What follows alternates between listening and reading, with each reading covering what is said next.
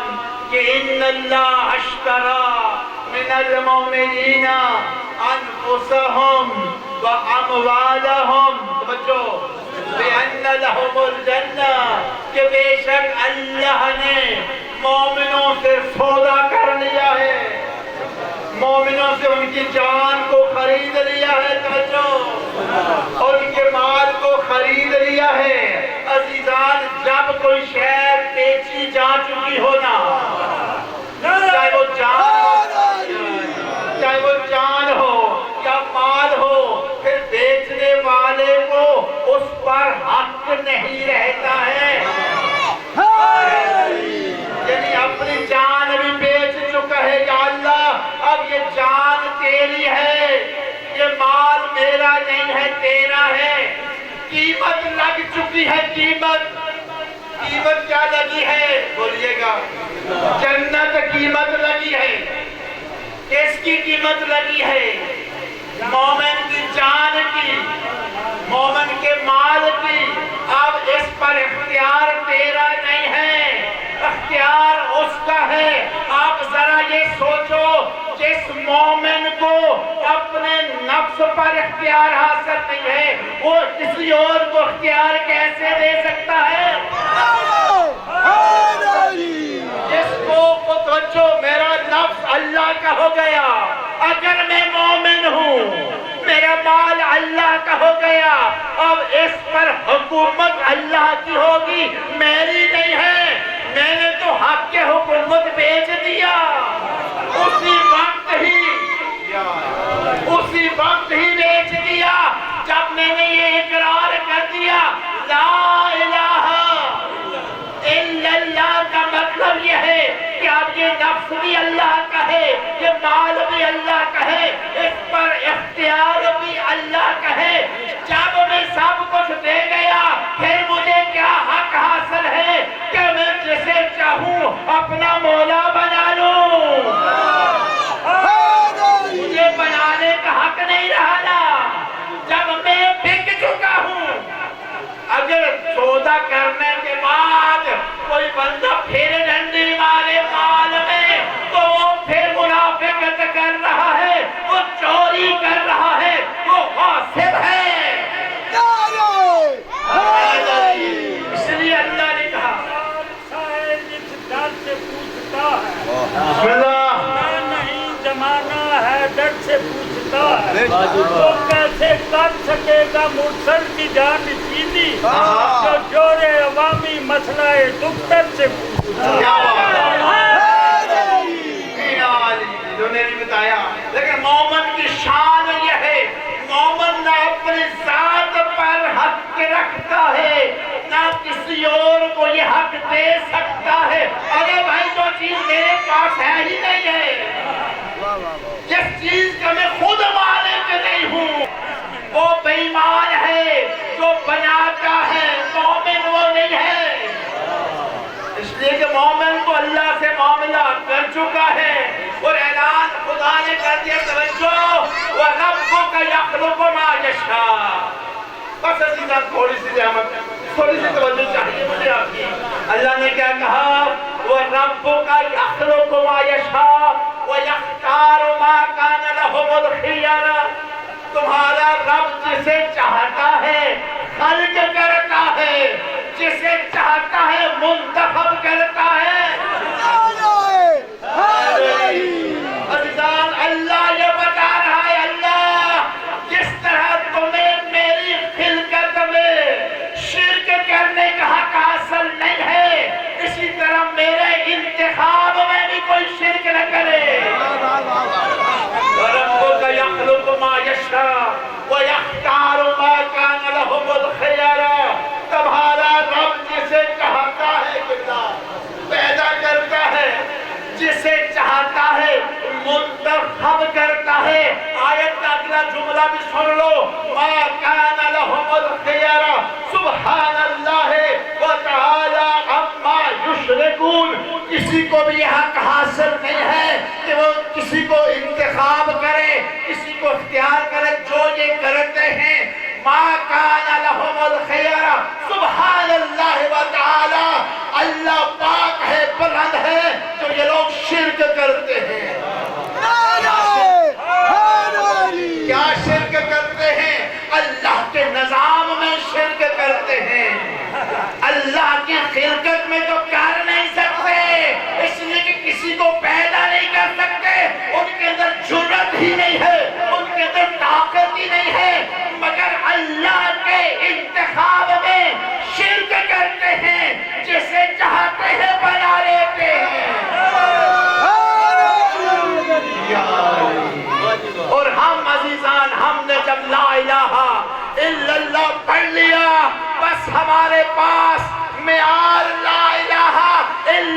ہی رہا، اس لیے نفس لا الہ الا اللہ کا ہو گیا، یہ مال لا الہ الا اللہ کا ہو گیا۔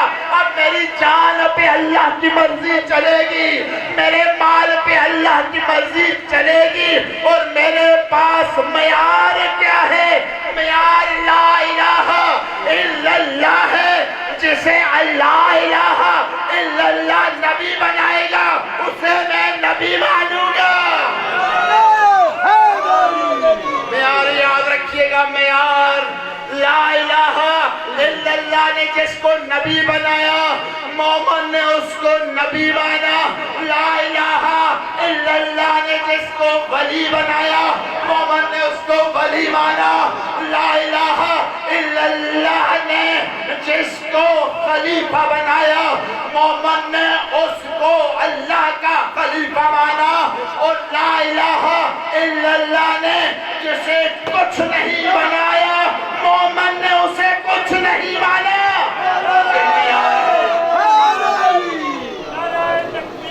اللہ اکبر، یا رسول اللہ،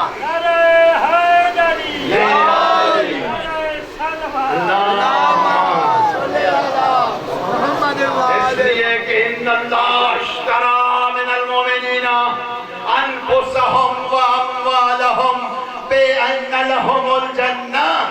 مومن کا اللہ سے سودا ہو گیا ہے، بس جب سودا ہو گیا تو سب کچھ بک گیا ہے، نفس بھی بک گیا ہے اور نفس کی مرضی بھی بک گئی ہے، جان بھی بک گئی ہے اور مال بھی بک گیا ہے۔ لہذا تم اپنی مرضیاں نہیں چلاؤ گے دین میں، جب مرضیاں لاؤ گے تو پھر یاد رکھو مومن نہیں کہلا سکتے، بے ایمان ہو جاؤ گے۔ اللہ نے دو طرح کے نفسوں کا سودا کیا، ایک نفس مومنین کا سودا کیا اور دوسرا نفس امیر المومنین کا سودا کیا۔ نفس مومنین کی قیمت لگی جنت، نفس مومنین کی قیمت کیا لگی؟ جنت۔ بس اپنے نفس کو، اپنی جان اور مال کو جنت سے کم قیمت پر مت بیچو، مگر یاد رکھو کہ نفس مومن کی قیمت ہے، مگر نفس امیر المومنین کی قیمت کچھ بڑی ہے۔ وَمِنَ النَّاسِ مَن يَشْرِي نَفْسَهُ ابْتِغَاءَ مَرْضَاتِ اللَّهِ۔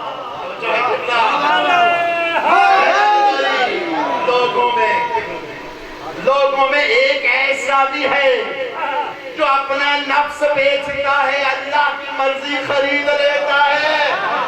توجہ ہے، ایک ایسا ہے، بہت نہیں، ایک ہے، کرتا کیا ہے؟ وَمِنَ النَّاسِ مَن يَشْرِي نَفْسَهُ ابْتِغَاءَ مَرْضَاتِ اللَّهِ۔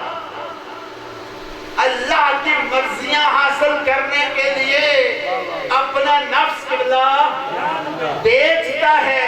پہلے مومن کا نفس کا قیمت بنی تھی جنت، یہ امیر المومنین کا نفس ہے جس کی قیمت جنت نہیں ہے، اللہ کی مرضی ہے۔ اب مومن کون جنت میں جائے گا؟ یہ تو خدا کی مرضی ہے۔ اور علی کی کیا مرضی ہے؟ جو خدا کی مرضی ہے وہ علی کی مرضی ہے۔ علی اللہ کی مرضیاں خرید لیتے ہیں۔ توجہ میرے عزیزو، اللہ کی مرضیاں، ہر بندہ اللہ کی رضا چاہتا ہے اور اللہ علی کی رضا۔ اس لیے پیغمبر نے فرمایا تھا، یا علی انت قسیم النار والجنہ، اے علی تو جنت اور جہنم کو تقسیم کرنے والا ہے۔ حدیث ہے پیغمبر کی، یہی حدیث مامون الرشید خلیفہ نے امام رضا علیہ السلام کے سامنے پڑھی۔ یہ کیسے ممکن ہے کہ جنت اور جہنم کو تقسیم کرنے والا علی ہے؟ تو امام رضا علیہ السلام نے اس کے مزاج کا جواب دیا، فرمایا مجھے ذرا یہ بتاؤ کہ تم نے اپنے آبا و اجداد کے ذریعے حضرت عبداللہ ابن عباس سے پیغمبر کا یہ فرمان تو سن رکھا ہے نا کہ علی حبہ ایمان،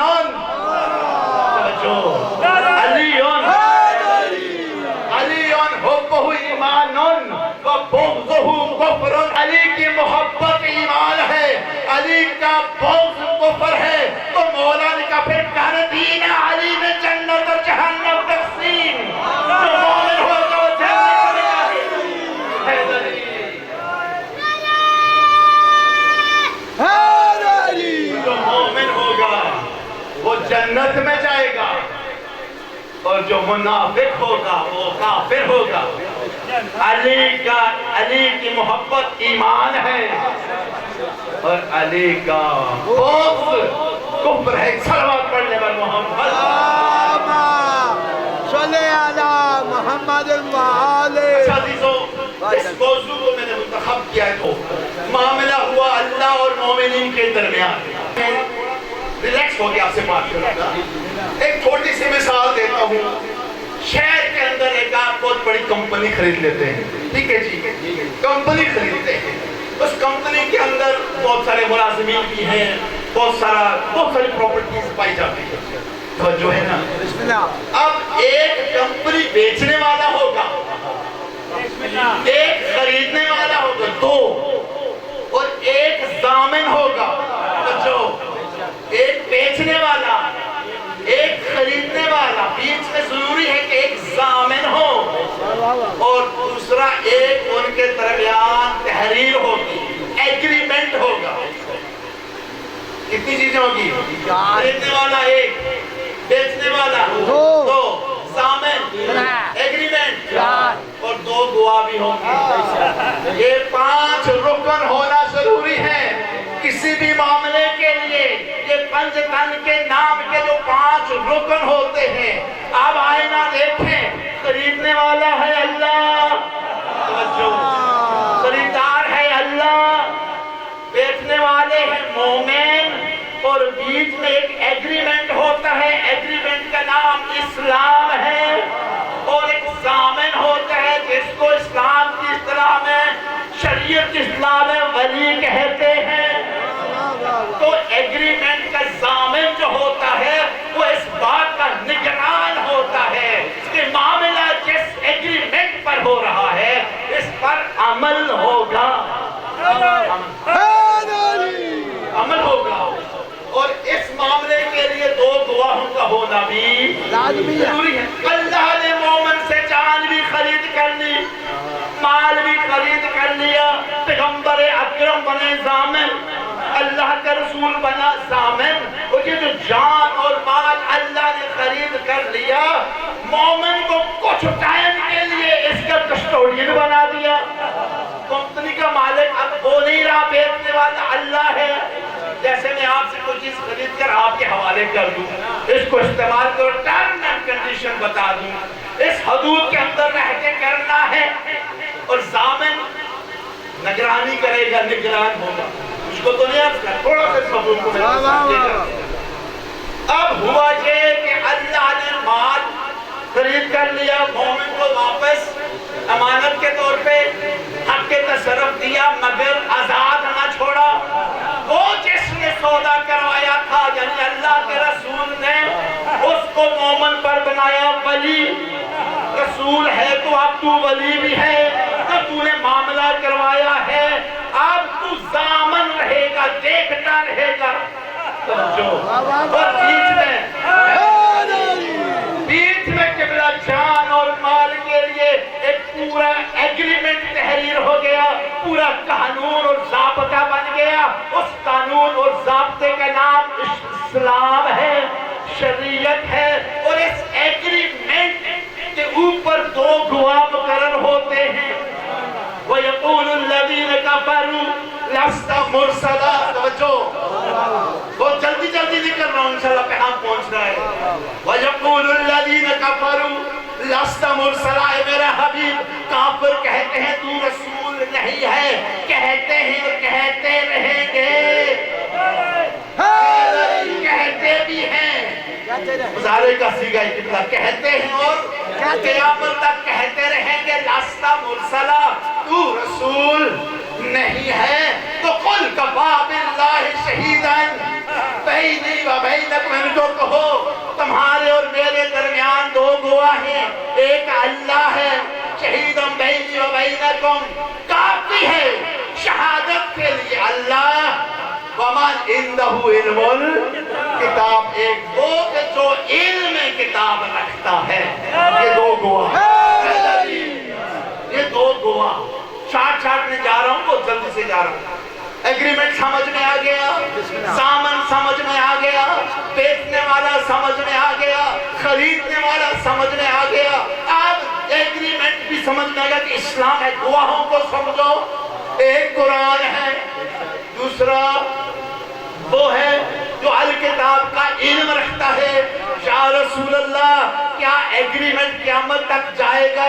ہاں جہاں جہاں اسلام ہوگا وہاں وہاں ایگریمنٹ ہوگا، جہاں ایگریمنٹ ہوگا تو وہاں اللہ کا قرآن بھی ہوگا گواہی کے لیے، یا اللہ جب قرآن ہوگا دوسرا گواہ بھی لازم ہے نا، ایک گواہ کی گواہی کافی نہیں ہے، تو پیغمبر نے فرمایا ہاں بالکل ایسا ہے، ہر زمانے کا علی، ہر زمانے کا امام، شاہد کے لیے لازمی ہے کہ وہ مشاہد بھی ہو، اس بات کی وہ گواہی دے رہا ہے، وہ اس کو دیکھ بھی رہا ہو، اب وہ گواہ صرف اسلام پر گواہ نہیں ہے، مومن پر بھی گواہ ہے، یہی وجہ ہے اللہ نے قرآن میں اعلان کر دیا سورہ توبہ وَقُلْ اعْمَلُوا فَسَيَرَى اللَّهُ عَمَلَكُمْ وَرَسُولُهُ وَالْمُؤْمِنُونَ، تم عمل کرو مومنوں، تم عمل کرو عنقریب تمہارے عمل کو اللہ بھی دیکھے گا، رسول بھی دیکھے گا، اور وہ مومن بھی دیکھیں گے جن کو اللہ نے تمہارے لیے گواہ بنایا ہے، ہر مومن نہیں دیکھے گا، یہ وہ مومن ہے کہ جو من عندہ علم الکتاب کا مصداق ہے، اور وہ کون ہے؟ ہر زمانے کا امام ہے کہ جس کے محضر میں مومن کے اعمال کو پیش کیا جاتا ہے، کلمات پڑھنے بس عزیزان آپ کی زحمت تمام اس موضوع کو میں نے کھولا تو صحیح، ظاہر ہے کہ یہ ایک نشست کا موضوع نہیں ہے، لیکن بہرحال آپ اختتام کی طرف بات کو لے جاؤں گے، 5 چیزیں آپ سمجھ لیجئے گا، اگر آپ کہیں سے قرضہ بھی دیتے ہیں کسی بینک سے تو وہ بھی یہی کرتا ہے، وہ کہتا ہے کہ سب سے پہلے جو تم نے قرضہ لینا ہے ایک ایسا ضامن لے آؤ کہ جو گورنمنٹ سے متعلقہ ہو، گورنمنٹ کا بندہ ہونا چاہیے جو گارنٹی دے، ایسے جو پہلی بات گورنمنٹ کا ہو، اور اللہ نے مومن اور اپنے درمیان اپنا بندہ رکھا ہے، ایسا ہے نا اپنا بندہ رکھا ہے، اور دوسری بات وہ کہتا ہے کہ 2 اچھے سے گواہ لے کر آؤ، تیسری بات کہتے ہیں ایگریمنٹ بھی تحریر ہوگا، 3 یہ تو 2 خریدنے اور بیچنے والے، اچھا یہ معاملہ قبلہ اسلام کی نظر سے کیسے متحقق ہوتا ہے؟ خریدنے اور سوال تو بنتا ہے مجھے تو پتہ ہی نہیں ہے میں نے کب اپنا مال بیچ دیا اللہ کے حضور، میں نے کب نہیں عزیزان، وہ جو ضامن بنا تھا جس کے کہنے سے ہم نے لا الہ الا اللہ کو مانا بھی ہے، وہی سب کچھ ہے، اس ضامن کے نے کہا تھا لا الہ الا اللہ ہے، ہم نے کہا ہے، اس ضامن نے کہا کہ 1,24,000 انبیاء آئے، ہم نے کہا آئے، اس نے کہا جنت ہے، ہم نے کہا ہے، اس نے کہا جہنم ہے، ہم نے کہا ہے، جس نے سب کچھ بتایا پہلے دکھائے ہم نے مانا، کیونکہ اتنا بڑا ضامن ہے نا، سب کچھ دکھایا نہیں ہے، توجہ صرف بتایا ہے، اب مومن نے کتنا مانا نبی کو، ہر بات پہ ایمان رکھا، جو کہا مومن نے مانا، مگر علی کو نبی نے صرف بتایا نہیں ہے، غدیر کے میدان میں بازو بلند کر کے بتایا بھی ہے، دکھایا بھی ہے، اس لیے کہ یہ کون علی ہے؟ یہ وہ علی ہے کہ جب پیغمبر پیغمبر اکرم کے لیے خدا نے اعلان کیا، اے میرا حبیب، یہ لوگ تیرے ہاتھ پہ بیعت کر رہے ہیں، اپنی جان تیرے قدموں میں نچھاور کر رہے ہیں، اپنا مال تیرے قدموں میں نچھاور کر رہے ہیں۔ کس کے لیے کر رہے ہیں؟ تیرے لیے نہیں، اللہ کے لیے کر رہے ہیں۔ ان الذین یبایعونک انما، توجہ قبلہ، انما یبایعون اللہ، یہ جو لوگ تیرے ہاتھ پہ بیعت کر رہے تھے یہ اللہ کی بیعت کر رہے تھے، یہ سودا تیرے ساتھ ہو رہا تھا، اصل میں سودا تو تو ضامن تھا، تو اس معاملے کا ضامن تھا۔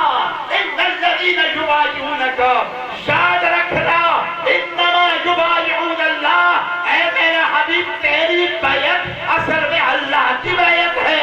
ید اللہ فوق ایدیہم، ان کے ہاتھوں میں تیرا ہاتھ نہیں، اللہ کا ہاتھ تھا۔ تو پتہ چلا جب بھی مومن اللہ سے معاملہ کرے تو لازمی ہے اللہ کے مومن کے درمیان اللہ کا ہاتھ ہونا چاہیے۔ وہی تو قبلہ، وہی تو ید اللہ ہے۔ اگر تمہارے اور اللہ کے درمیان ید اللہ نہیں ہے تو پھر تمہارا کوئی معاملہ ہے نہیں، تمہارا کوئی معاملہ ہے ہی نہیں ہے۔ تو یا رسول اللہ، آپ کے بعد اس ید اللہ کو کدھر ڈھونڈیں گے؟ تو پیغمبر نے غدیر میں اسی ید اللہ سے علی کا ہاتھ پکڑ کر بلند کر کے بتایا، ارے دنیا والوں کہ ید اللہ کے ہاتھ میں جو ہاتھ ہے اب یہ ید اللہ ہے، یعنی نبی ید اللہ علی کو دے کر جا رہے ہیں، دنیا والوں کو سمجھا رہے ہیں میں چلا جاؤں گا، مجھے اللہ نے جو امانت دی ہوئی ہے ید اللہ کی صورت میں، وہ ید اللہ علی کے پاس جا رہا ہے۔ ہاتھ میں ہاتھ بھی دیا اور زبان سے اعلان بھی کیا، من کنت مولا ہو فہذا علی مولا، جس کا میں مولا ہوں اس کا علی مولا ہے۔ یعنی پیغمبر یہ بتا رہے ہیں کل تک جو اللہ کی بیعت کرنے کے لیے میرے ہاتھ پہ آتا تھا، میرے بعد اللہ کی بیعت کرنے کے لیے علی کے پاس آئے گا۔ محمد جا رہا ہے، اللہ کا ولی نہیں جا رہا، ولایت علی کو دے کر جا رہا ہے۔ میں جا رہا ہوں ید اللہ کو علی کے حوالے۔ اب اگر کوئی اللہ کا بندہ بننے کے لیے اللہ کی بیعت کرنا چاہے تو خود کسی کو بنا کے نہ کرے، تو جسے بنایا جاتا ہے وہ خود ہوتا ہے۔ اپنے بنے ہوئے کی پوجا مت کرنا، دوبارہ بت پرستی میں نہ پڑ جانا، ید اللہ کو ڈھونڈنا، میرے بعد جہاں علی ہوگا وہیں ید اللہ ہوگا، بس علی کے ہاتھ میں ہاتھ رکھو، تمہارا معاملہ متحقق ہو جائے گا، تب تمہاری نماز خدا تک پہنچے گی، تمہارا عمل خدا تک پہنچے گا۔ ید اللہ فوق ایدیہم، تو علی نے کیا کیا؟ علی نے جانے سے پہلے کوئی اللہ کا ہاتھ حسن کے حوالے کیا، اس لیے کہ جہاں جہاں مومن رہے گا، مومن کا اللہ سے معاملہ رہے گا، جب معاملہ رہے گا تو درمیان میں اسلام جو قانون ضابطۂ حیات ہے اس کی صورت میں ایگریمنٹ بھی رہے گا۔ جب ایگریمنٹ رہے گا تو ہر زمانے کا ید اللہ اس ایگریمنٹ کا ضامن بنے گا، اللہ کا ولی بنے گا۔ یہ ہے ولایت الہیہ۔ حسن کے بعد حسن نے وہی ید اللہ حسین کے حوالے کیا، حسین نے وہی ید اللہ، یہ اللہ کا ہاتھ قیامت تک جائے گا۔ مگر دیکھیں نا عزیزوں، کربلا میں صبح عاشور سے عصر عاشور تک کوئی جوان نہ رہا، کوئی بچہ نہ رہا، مگر وہ جو ید اللہ تھا اللہ نے اس ید اللہ کو بچا لیا۔ یہ اللہ کی مصلحت تھی عزیزان۔ سید سجاد امام زین العابدین علیہ السلام کوئی بیمار نہیں تھے، بیمار امام مشہور ہو گئے اس لیے کہ کربلا میں اللہ نے امامت کو بچانے کے لیے، اپنے زامن کو بچانے کے لیے، امام وقت کو بچانے کے لیے امام پر بیماری طاری کر دی۔ یہ عارضی بیماری اس لیے تھی کہ تاکہ امام سید السجاد سے جہاد ساکت ہو جائے، اس لیے کہ بیمار پر سے جہاد کیا ہوتا ہے؟ ساکت ہوتا ہے۔ بس اتنی دیر کے لیے امام سید سجاد بیمار تھے کہ جتنی دیر میں معرکہ کربلا چل رہا تھا، قربانیوں کی جو گھڑی تھی، جو وقت تھا، وہ وقت آخر بھی آ گیا میرے عزیزوں۔ صبح عاشور سے عصر عاشور تک زہرا کا لال 72 قربانیاں پیش کر چکا۔ عزیزوں، جس گھر سے ایک جنازہ اٹھتا ہے نا، جس گھر سے ایک جنازہ اٹھتا ہے، اس گھر والوں سے پوچھئے، اور جنازے کے ولی سے پوچھئے، جنازے کے وارث سے پوچھئے، چلنے کی سکت نہیں رہتی ہے، کمر خمیدہ ہو جاتا، اس کا گلا خشک ہو جاتا ہے، مگر دیکھیے وارے زہرا کے لال، تو نے کربلا میں صبح عاشور سے عصر عاشور تک ایک نہیں 72 جنازے، اور جنازے بھی کیسے؟ بوڑھے سے بوڑھا حبیب بھی آ رہا ہے تو اس کو بھی اٹھا کے لا رہے ہیں۔ کبھی اس لیے مولا نے کہا کہ انا قتیل العبرہ، دنیا میں بڑے مقتول ہوں گے مگر زہرا کا لال ایسا مقتول ہے کہ جسے ایک بار نہیں بار بار مارا گیا، رلا رلا کے مارا گیا۔ کبھی حبیب کی لاش پہ رلایا، کبھی مسلم ابن عوفہ کی لاش پہ رلایا، کبھی اصغر پہ تو کبھی اکبر پہ تو کبھی عباس پہ رلایا۔ عزیزان، جب وہ گھڑی آئی کہ جب زہرا کا لال تنہا ہے، میدان کربلا میں استغاثہ بلند کیا، حل من ناصر ینصرنا، حل من مغیث یغیثنا، ہے کوئی مری مدد کرنے والا، ہے کوئی غریب زہرا کی مدد کرنے والا۔